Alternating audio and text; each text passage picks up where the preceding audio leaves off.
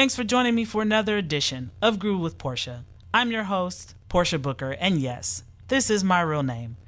Groove with Portia targets those who are curious, eager, and hungry for new information that can aid in their personal and professional development.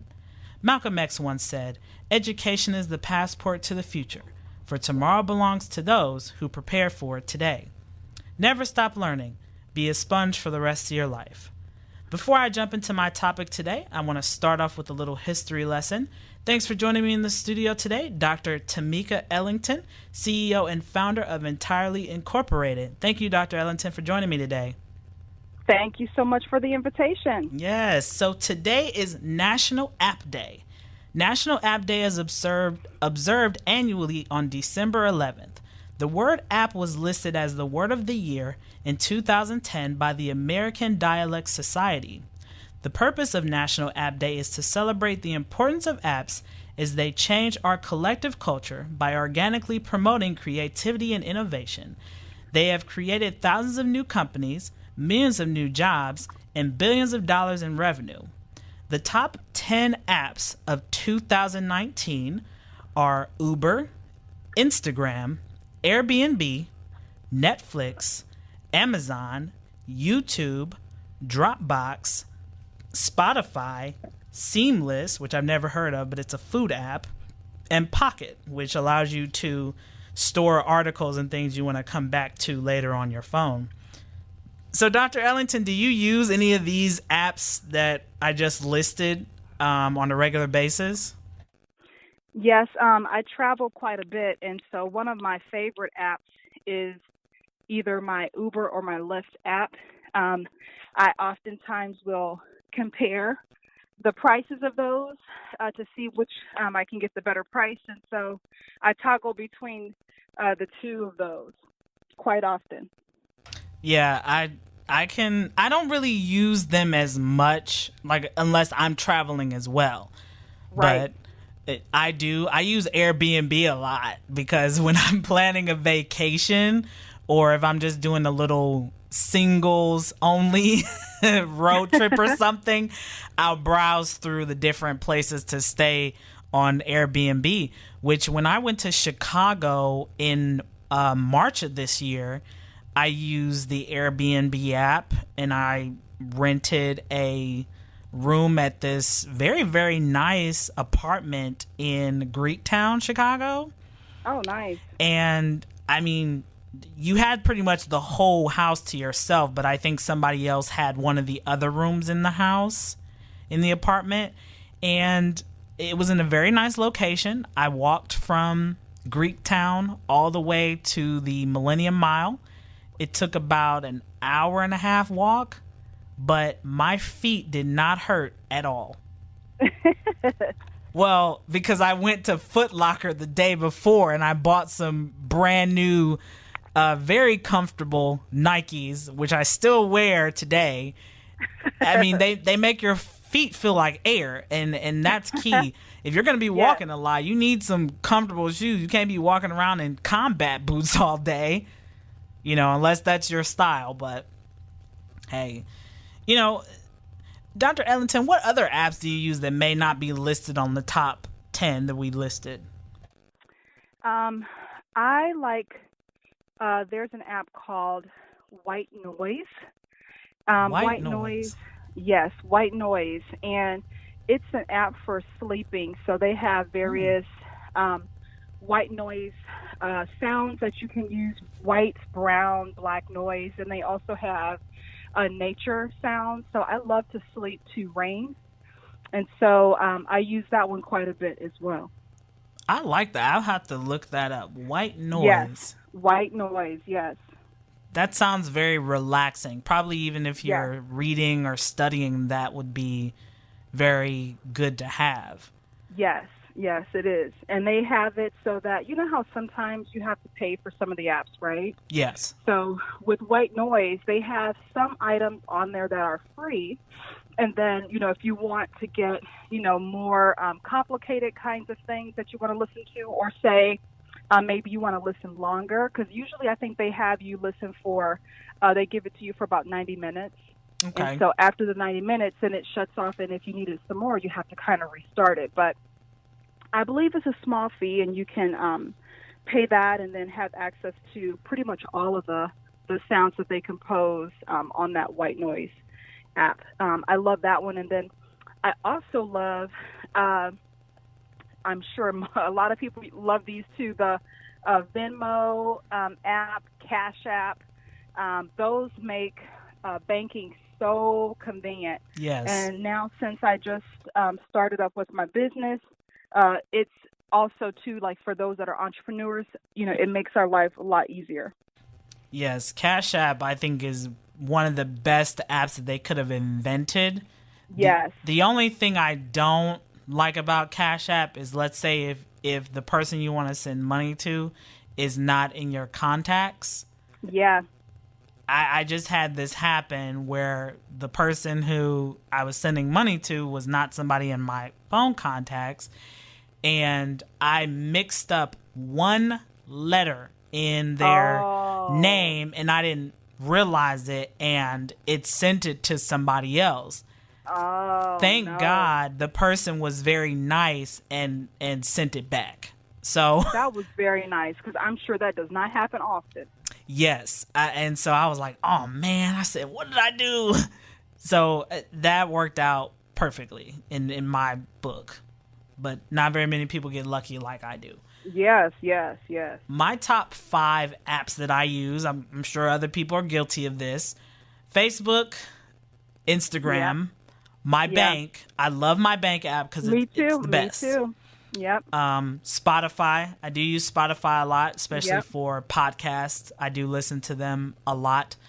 One of my favorite podcasts is Therapy for Black Girls with Dr. Joy Harden Blackwell. She's amazing. I love their conversations. I'm a part of their Facebook group where people post different questions. They submit them through like their feedback box. You can post a question, and if a lot of people like it, they'll post it on the actual site, and you can comment on it. Wow. They talk about some really, really deep subjects, especially pertaining to women of color. I really enjoy it. All ages. What is it called? Therapy for Black Girls. Therapy for Black Girls. I love that. Yes, I love Dr. Joy. I mean, she keeps it real. She does. It's very good. Very, very food for thought. I need to look that one up. Yes, it is on Spotify, and it's also on YouTube as well. The last app that's my favorite is MyChart. I'm not sure if you're familiar with MyChart, Dr. Ellington, but MyChart allows you to access all your medical records. Oh, yes. I use MyChart as well, yes. Yeah, I have 2 small boys, and I have to keep up with all their records. So, yes, MyChart, definitely. Yes, I love MyChart. The fact that you don't have to call and, wait on hold for like a million years just to make an appointment. You can request an appointment from there. You can cancel them. You can renew your prescriptions. I mean, it makes medical things so much easier to me. Yeah. And then let's say if you forget like what day your appointment is, you can go right to MyChart. Right there. Yeah.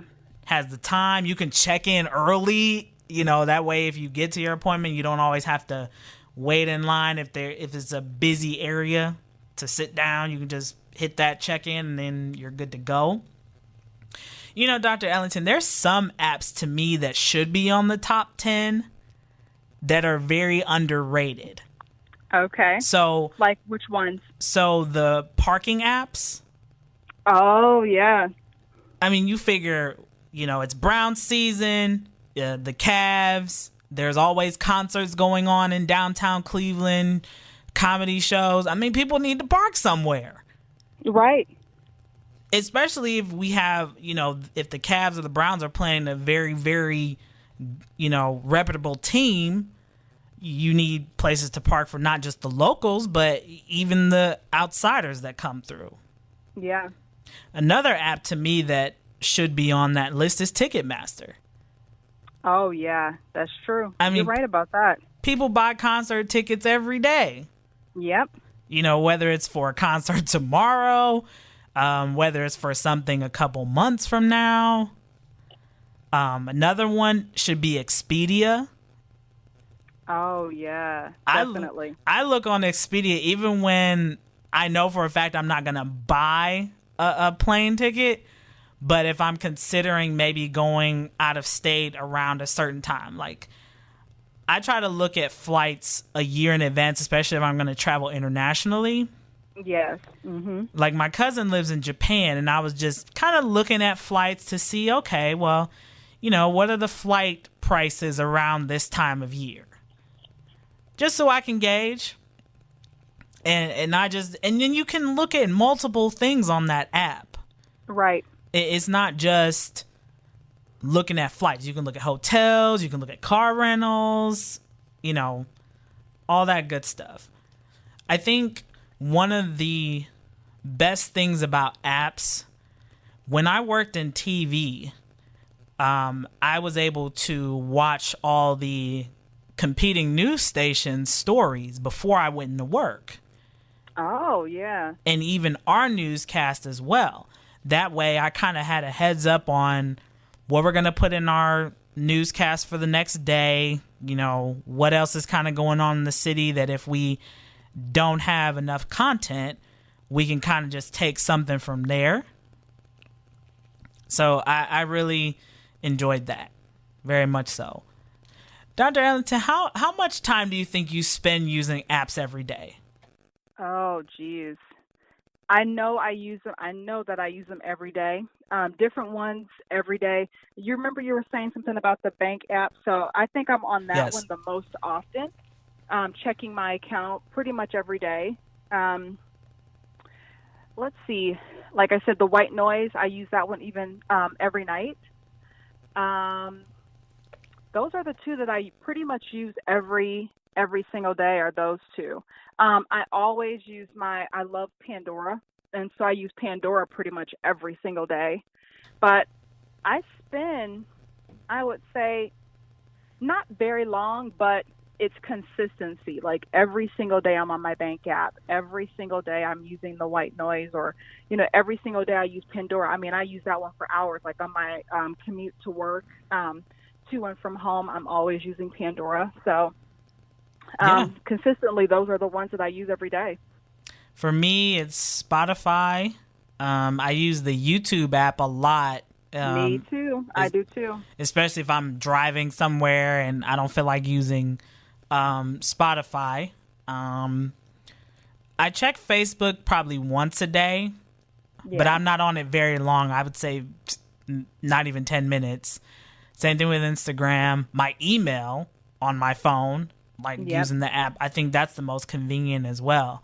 Those are my top 3 that I use daily. So everybody, apps have changed the way that we do and see things. I have in the studio today with me Dr. Tameka Ellington. She is a graduate of Michigan State University and also Kent State University, my alma mater. She is a first-generation revolutionary, scholar, educator, speaker, image specialist, and philanthropist. She is CEO and founder of Entirely Incorporated and the First Generation Revolutionaries movement. She is passionate about youth and young adult development. Thank you, Dr. Ellington, for joining me today. I appreciate it. Thank you so much for the invitation. I'm glad I was able to get you because I know when you have so many different things going for you, it's kind of hard to take time out for just little things. Yes, I appreciate it. This is not little. This means a lot to me. I appreciate you recognizing the efforts that I've been, putting forth with my book and with my business entirety. So I really appreciate your invitation. Yes. So, Dr. Ellington, just kind of a basic intro question. I know that you have, experience in the fashion industry. What kind of led you to go down that path? I've always been a very creative person. Ever since I was able to hold a pencil, I've been an illustrator.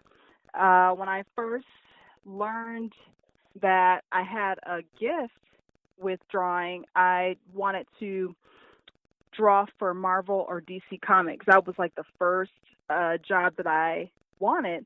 And Wow. then when I got to about like maybe say junior high school, my seventh and eighth grade year, back then we had a class, home economics. I'm sure you remember home economics. Yeah. Yeah, yeah. So back then, we had our home economics class, and I learned from that class how to sew. And the first time I touched a sewing machine, I was absolutely hooked. And my home economics teacher, she noticed that I had affinity for sewing and, was pretty good at it. And so she had asked me about wanting to go into fashion. And at that time of my life, I hadn't heard anything about it. And her daughter was currently at that time a student at Kent State in the fashion school. And so my teacher, her name was Mrs. Jordan. I went to Patrick Henry for junior high school, and so she was my home ec teacher. And so Miss Jordan came to school the next week with a pamphlet from the Kent State University Fashion School. Wow. And ever since then, I knew I was going to do something in fashion. So I was really lucky, because you know how sometimes people will go to school and they really can't figure out what their major is going to be, and they switch around and everything. But, I was really blessed. I knew exactly what I wanted to do, and I stuck with it, and I've been in fashion ever since. Excellent. I mean, I love the fact that you were able to see it and you were exposed to it. Yes, exactly. From a very young age. I mean, if you're not exposed to something, you're not going to know. Exactly. Yep. You're not going to see the grander scale. It's interesting you say you went to Patrick Henry, Dr. Ellington. I went to Joseph Landis. Oh, okay. And, my mom taught for Cleveland Municipal School District for 13 years. And my mom, when, Landis and Patrick Henry were only going from K through 5, well, I think Patrick Henry went from K to 8. Uh-huh. My mom took me out of Landis after the 5th grade because she could see that the education system was kind of going south. Yes, it was. Yeah. And so from there, I was in Catholic school from 6th to 12th grade. Oh, okay. Okay.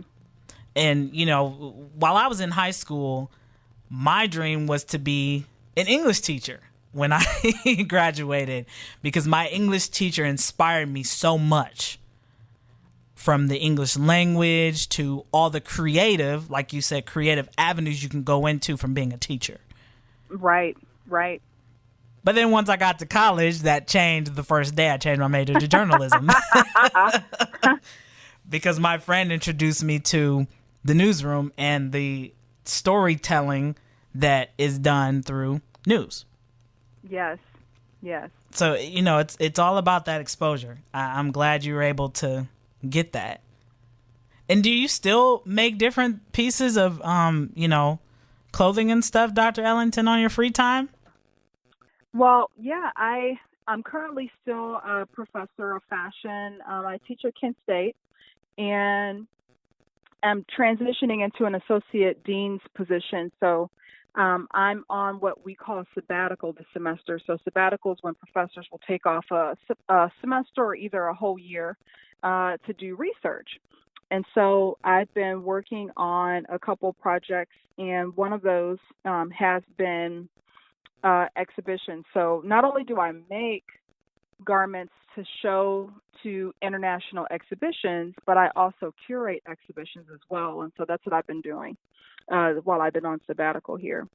But I am in the process of also writing a book for the exhibition. So it's a compilation of things. It's being a professor of fashion design specifically, some people, kind of take two avenues. Either you are one that does, you do costume and you do fashion design, and then you submit those pieces to international shows, or you are someone who does publications and you write journal articles and maybe book chapters or books and that kind of thing. And so to be truthfully honest, as an African American professor, being the first African American professor in the School of Fashion at Kent State, I felt as though I had to do both. I didn't feel as though I had a choice to choose between one or the other, because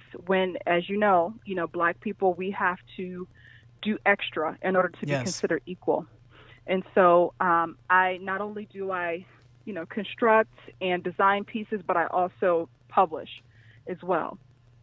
Yeah, and I'm glad that you have that view. You don't limit yourself. Yes, that's right. That's right. I mean, the sky's the limit. And that kind of goes into my next question for you. Tell our listeners about your business, Entirely Incorporated. So actually, I just started Entirety Inc. I'm in the process of transitioning out eventually into doing speaking on a full-time scale. As a professor and researcher, I've been speaking for many years, and so my professional opportunities at Kent State has really been kind of like my training camp, for what this next thing is going to be. And so I've been honing my skills, at Kent State with speaking and leadership over the years to be able to transition into this business as a professional speaker, trainer, and consultant. So Entirety's mission is really to provide young professionals. Those are people between the ages of about, I would say, 15 to 30 years old, people who are on their way to becoming professionals and people who are just starting in their respective field. Entirety is meant to give them some tangible skills that they can use to become better leaders, giving them some professional development. And my mission in life really is to help people live a joyous, abundant life. My slogan for Entirety Incorporated is the full life, meaning that I want my clients to be able to live their life from all perspectives, their personal lives, their professional lives, and be abundant in both of those. So I do motivational speaking. I do training workshops to help, work through some fears, teaching my clients how to better communicate with other people, and, helping them work through to find quality relationships and networking. I mean, when I was a young person, I did not understand the relevance and the importance of networking. And so partly, that's one of my major goals is to connect people so that they can, learn from others and be able to, strengthen themselves as professionals. Yes, absolutely. Dr. Ellington, you touched on a lot there about your Entirely Incorporated and the fact that you just started and you already have a very strong vision. I like that. You're going in just doing it. And, just kind of a question for our listeners who will be tuning in, when it comes to being a motivational speaker, how do you overcome that fear of so many people listening to you or seeing you speak in front of them at one time? I think a lot of that has to do with your confidence level and preparation. Long time ago, and this is a really funny story. When I first started out as a professional, I worked in the fashion industry for several years before I became a professor, and I can tell you I had huge issues with public speaking because I just didn't have a level of confidence in myself, and I just didn't know how to do it. I used to be a very shy young lady. And, I had friends and I hung out with my friends and things like that. But, when it came time to actually getting up and speaking in front of a crowd, I mean, I really, really had a hard time with it. And my very first time teaching my first experience teaching was at Michigan State. And I can still remember to this day walking into that classroom and almost feeling like I'm going to throw up, Portia, because Oh, I was just so nervous. And then when you're nervous and when you're not confident, you have so many things that flood your mind. And I was like, these kids are going to be looking at me like, who is this lady? She doesn't know what she's talking about. And then, Michigan State is a PWI, just like Kent State is. And so you also have a situation where some of those students have never had a Black professor. And, that whole insecurity kind of crept up in my mind, as well. But, after years of teaching, and I've been teaching since 2004. wow. So, after all of that practice of being in front of my class, I've been able to, hone my skills and build my confidence so that when I get up in front of someone, not to say that I don't get nervous, but I use that energy to kind of help get me pumped up about it. And so really, if someone wants to get over fright, stage fright or, fear of public speaking, my advice is to, build up your confidence, understand that you are the expert in whatever it is you're talking about, and that people do want to hear what you have to say, because that's something that we also put into our minds, is that people don't want to hear what we have to say. And that's just not true. Yeah, that. And so, so build up your confidence and prepare. Preparation is everything, because if you prepare well, you'll feel as though like once you get up there, you'll be ready. Yes, preparation is key. Yes, it is.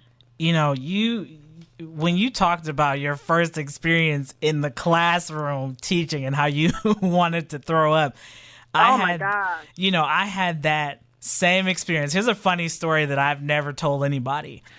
When I first started at Kent State, you had to audition to be a part of TV2.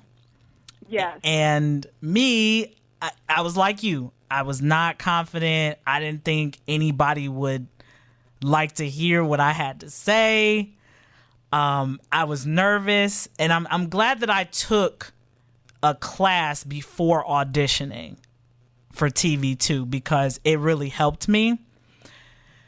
So in the class, we had to read from the teleprompter a little script. I forget what the script was. I think it was breaking news about a fire at a building or something. And I read it perfectly, but I was so nervous. My hands were cold like a morgue. Oh my goodness.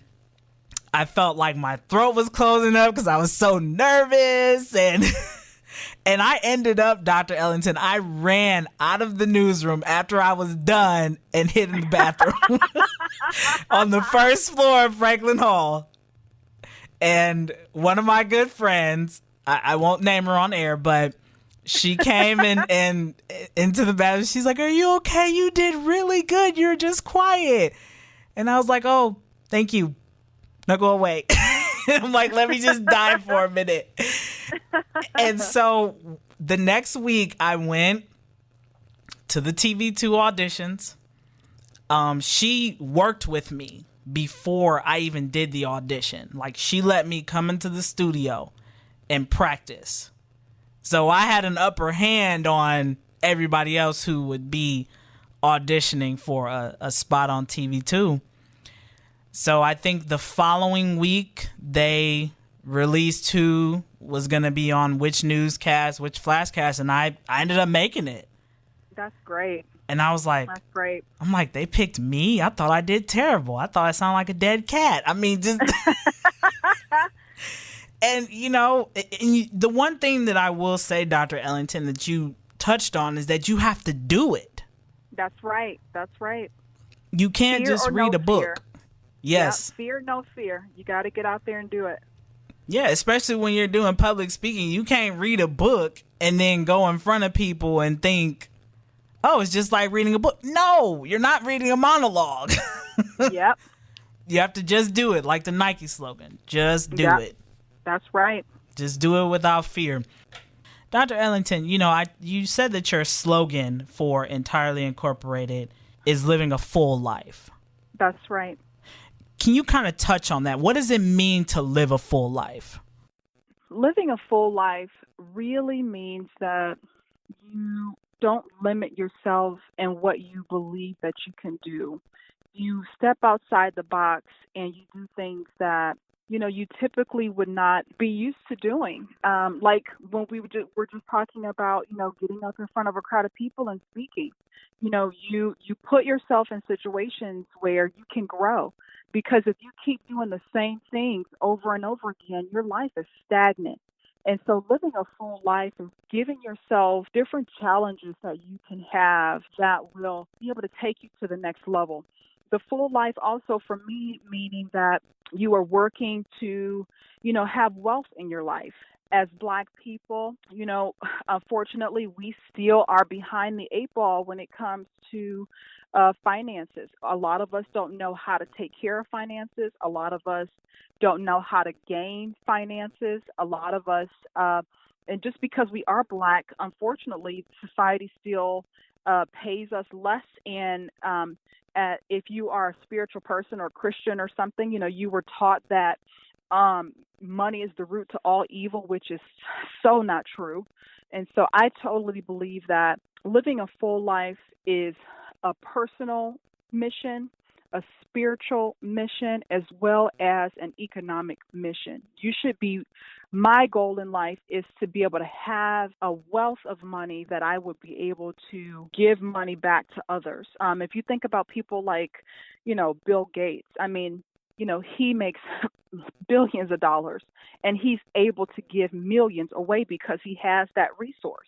And so if you can figure out a way to live a full and complete life personally, spiritually, and in abundance with your wealth, you'll have a more joyous life. Absolutely. I agree. And you know what? One of the things that people have to keep in mind is when you're going through this type of growth, you're going to make mistakes. That's right. That's right. It's not going to be a clean slate of nothing. The bowl of cherries, nothing. That's right. That's right. That's right. And living a full life means that you're okay with mistakes. You take mistakes and you learn from them and you keep on going. And they say the most successful people fail at things multiple times before they get it right. That's right. That's right. And I think that we need to change the definition of what failure is. That's right. Failure isn't a bad thing. I went through my period of feeling like a failure when my first TV job experience didn't go right. I was young. I'm still young, but I didn't have the knowledge and wisdom that I have now then when I was a TV producer. Right. And when I left my TV job, it hurt me. Yes. I was down for a couple years about it. Because in my mind, I'm thinking I worked so hard to get here. And it just blows up in my face. Yeah. And it's like you're scrambling like, what now? What, I have to start over again? And there's nothing wrong with that. Yeah. Yep. And it's really all about your perspective on things. It really is. Because think about it. If you didn't have that failure, the lessons that you learned from that, you wouldn't have those in your toolbox. You wouldn't be able to pull from those, that failure and the lessons that you've learned to be able to take those to the next level, whatever your next level, was going to be. And so mistakes really just means that you're growing. Yes. Failure means that you are growing. If you don't make mistakes in your life, then you're laying stagnant and you're not doing anything. It's like, life is for experience. Experience means that you're going to make mistakes sometimes. Yeah, and we all pay for every mistake, but use it as a learning tool. Exactly. Exactly. I'm a firm believer. If you don't try something, you already failed. That's right. That's right.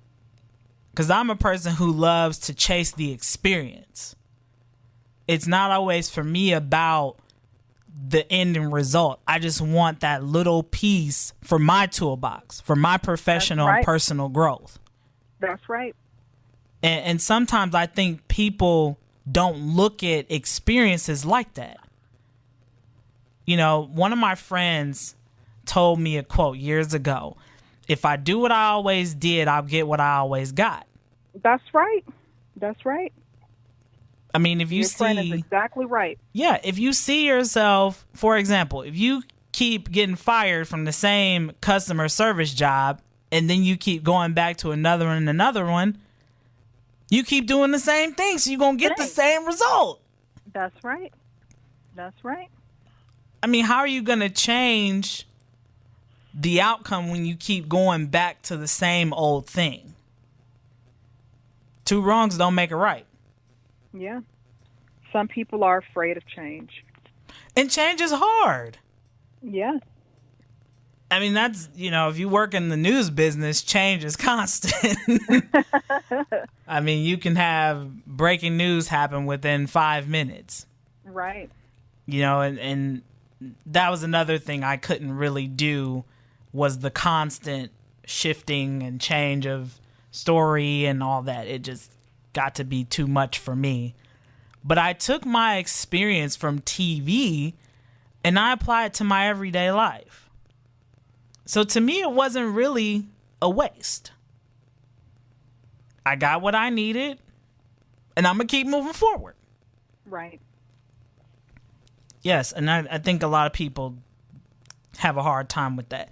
And Dr. Ellington, to go back on what you said about having wealth, a lot of people see wealth as just monetary.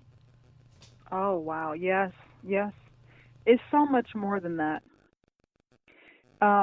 Monetary is a big part of it, but wealth can also be the fact that you have a healthy body.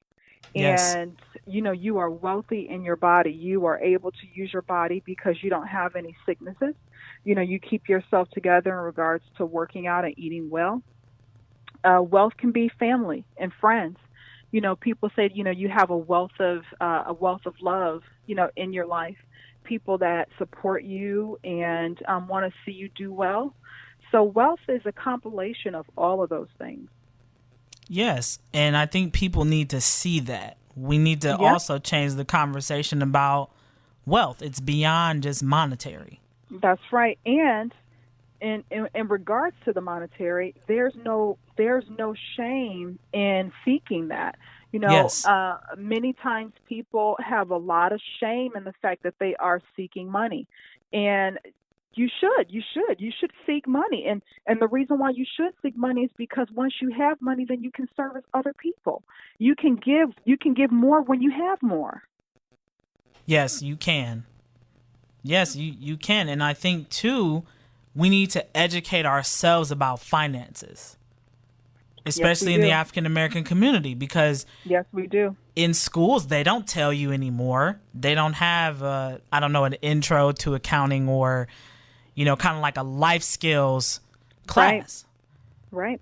That tells you the basics of, beyond high school, this is what you're going to have to do. You have to pay bills. You have to, if you buy a house, you have to pay rent. You have to pay utilities.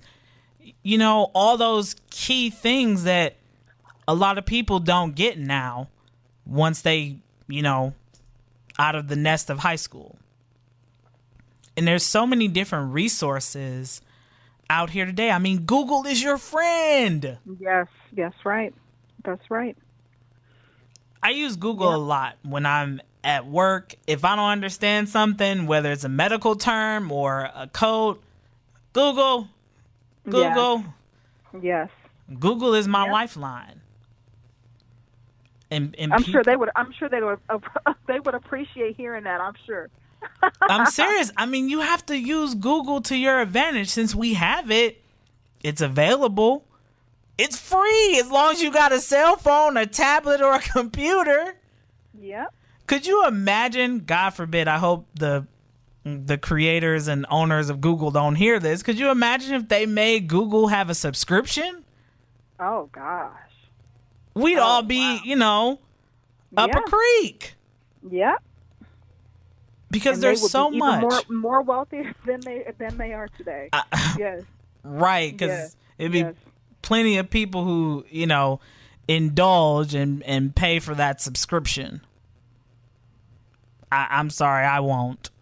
I'll go to the library and look in a book. I'm very much so old school where I can go back to books and look up stuff. I'm fine with that. Because I learn better reading it and then writing it down versus Yes. seeing it once or twice on YouTube and trying to take it and convert it when I don't really understand it. Dr. Ellington, thank you again for coming on here. I know that, like I said, you have a very busy schedule. I appreciate it. It's my pleasure. So we're going to kind of switch gears here a little bit. Dr. Ellington, you are the founder of the First Generation Revolutionaries movement. Can you tell our listeners a little bit about that? Yes, I think it's kind of interesting because when you are someone who lives, the essence of what it means to be first generation, it's interesting when you find that other people don't quite understand what that means. I belong to Toastmasters groups. Have you ever heard of Toastmaster? Yes, I have. Yes, and so I belong to Toastmasters, and I just joined a few months ago, and I did my very first speech in front of my Toastmaster group a few weekends ago, and my speech was about being a first-generation revolutionary. And after I finished talking, I had a few people come up to me and ask me, so what is first generation? And it just kind of boggled my mind because, I would have assumed that everyone, knew what first generation meant. And so, right. First generation is someone who is the first person in their family to get a degree, to go on to school. And most of the time, their parents have not had the opportunity to even finish high school. If they have finished high school, their parents or no one in their family has a college degree.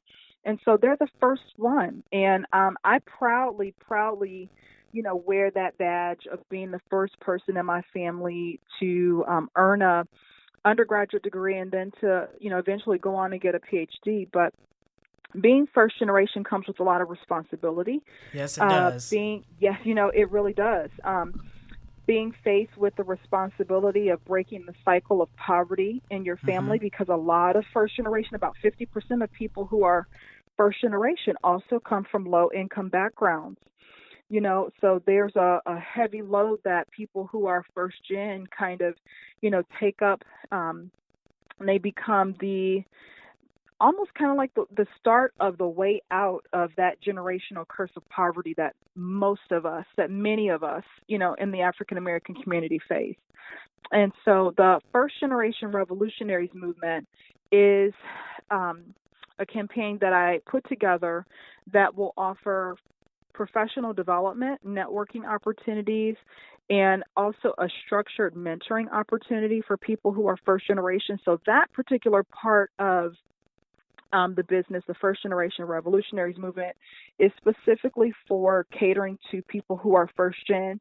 What makes it unique is that the people who will be partnered and mentoring people who are first gen will also be people who are first gen. So the total compilation of the membership will be first generation students who are in the process of, getting through high school, getting through college, and these young professionals that are, just now entering into their respective fields. And then the mentors, who I call revolutionaries. These are the people who have attained in their life, some bit of success. They finished their college degree, and now they are willing to give back their time and energy to mentor these young people that are coming up. That's excellent. That is amazing that you are literally letting other people who have been successful first generation pretty much give their story and their testimony and to give an example. That's right. For these upcoming first generation, whether they're high school or college, whatever. And that goes back to our conversation about wealth. Yes, that's right. And giving back. That's right. That's exactly right. Because A lot of times, and this is just, I'm just speaking from my experience, and, I've been working with first generation students for many years now. I was in the Upward Bound program, and Upward Bound caters to people who are first generation. And I've also taught a fashion course for Upward Bound for like the past 8 years, almost a decade now. I've been involved with, working with and servicing students who are first generation. And a lot of times these kids, they come from families where their parents have absolutely no idea how to help them. Mm-hmm. Parents who are not even interested in helping them, and so they have these goals in their minds and in their heart and their spirit, and they want to do these things. But the challenge is that they don't have support at home, and so they have to go outside the house and get support in other places. And so the first generation revolutionaries movement is just another additive to the support systems that are already been put in place by some government entities and some other like nonprofit organizations. Well, yeah, it's almost like that added insurance for them. Exactly. It kind of gives these young people an extra tool for their arsenal, Exactly. Because, being a first generation is scary. It is scary. Are you first gen? My mom has a college degree. Okay. But me, my mom, and my brother are the only ones in our entire family that are college educated. Ah, yes. My brother was the first boy in the family to get a college degree. He's the only one right now. Yes. Yeah. And so for him, I think being an African-American male to, go to college and get a bachelor's degree, it's becoming more common. But then when my brother was in college, it was like, what? Yes, exactly. And that's not easy to do. Yep. And I'm glad my mom, had the experience. Yes. Yep. Versus probably in your case, you didn't have that extra person or somebody who has been through it. Yes, exactly. Yep. Absolutely. So, Dr. Ellington, I know that you wrote a book, and I happened to look it up on Amazon, and that's kind of how I found you, was on LinkedIn, your post about your Make Fear Your Superpower. Yes. Let's talk about that book. Make Fear Your Superpower is my debut book. As an academic and scholar, I've been publishing for years now. And mostly, it's been, research articles and encyclopedia articles and those kinds of things. But this is my first time writing a book. And just so happened that this particular book has absolutely nothing to do with my academic journey. Make Fear Your Superpower is a self-help motivational book that I wrote as a means of, it was like the first piece of, me beginning to build Entirety Incorporated. The mission of, this book is to really go through and help individuals with various kinds of fears, because, we all have fears in our lives, and we'll never not have fears. People always have fears, but there's ways that we can maneuver around, those fears. And so with Make Fear Your Superpower, I go over 9 different kinds of fears. So the fear of your voice, basically meaning you feeling as though you are worthy enough to be able to speak your opinion about life and to be able to give your opinion. A fear of public speaking, which we just finished talking about. Fear of relationships, fear of social inequality. And this goes and is relevant to anyone who is a minority in any form of fashion, being a female, being someone who has disabilities, being someone who might be in the LGBTQ community, or, being someone who's on the autism spectrum. Social inequality comes in various, different kinds of ways. I even have a chapter about fear of your own beauty. As a black female, as a black female, we have so many issues that we face with the standard of what we call either Western standard of beauty or white standard of beauty Mm-hmm. that many Black women are trying to live up to. And we just can't because, you know, we were not built that way. You know, we were Exactly. built to be who we are and not to be, someone who's trying to assimilate and try to, live up to that white standard of beauty. In the book, I even talk about fear of vulnerability. Being Ooh, that's a vulnerable is big one. something, especially as a Black person, being vulnerable is something that is not prided. You are not prided on being someone who is vulnerable. And I talk about that and how if you are able to allow yourself to be vulnerable, it'll be able to take your life to the next level. I even talk about fear of humiliation and mistakes. And you and I just, for a moment, we're talking about that. We all have a fear of making mistakes, but there's so many wonderful things that come out of mistakes. There really is. I talk about a fear of success.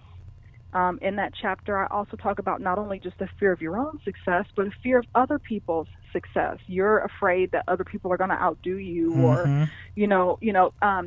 and there's so many issues that are wrapped up in that. And the last chapter is about the fear of the unknown. And that really kind of encapsulates many aspects of our lives. People many times don't push themselves to whatever their greatest potential is because they really don't know what that is. They don't know where their potential is going to take them, and so they don't even try. No, they don't. That fear is what's keeping people down. That's right. I'm excited to That's read right. your book, Dr. Ellington, and I can definitely provide you some feedback. So we're going to wrap up here in just a minute, Dr. Ellington. Yes. What advice can you offer our listeners today, whether it's, overcoming some fears or just, something about life? The advice that I can give is that we as human beings, we have everything that we need to be joyous and to have an abundant, full life. We have it in our possession. Everything that we need, we have that. God gave us everything that we need. We have talent. Everybody was blessed with some kind of talent. Everybody was blessed with a mind and a heart that we can use to express ourselves. And, my question to the listeners is, are you fully using what God gave you? Are you fully using what you were blessed with? The gifts that we have in our life it's a sin. In my opinion, it's a sin not to be able to use those gifts and to share those gifts and use those to service other people. Fear can swallow you up. It can make you an evil, mean person when you are, just submerged in your own set of fears and you're not allowing yourself the opportunity to really step into your greatness. And so my advice is, if you don't know who you are, if you don't know what it is that God gave you as a talent or what your purpose is on this earth to be able to serve other people, your job in the next couple of weeks it should be to really do some soul searching and try to figure that out. Because once you figure out what it is you were meant to do in this lifetime, your life will have purpose and your life will have meaning, and the fears that you have will be able to be properly directed in the right direction.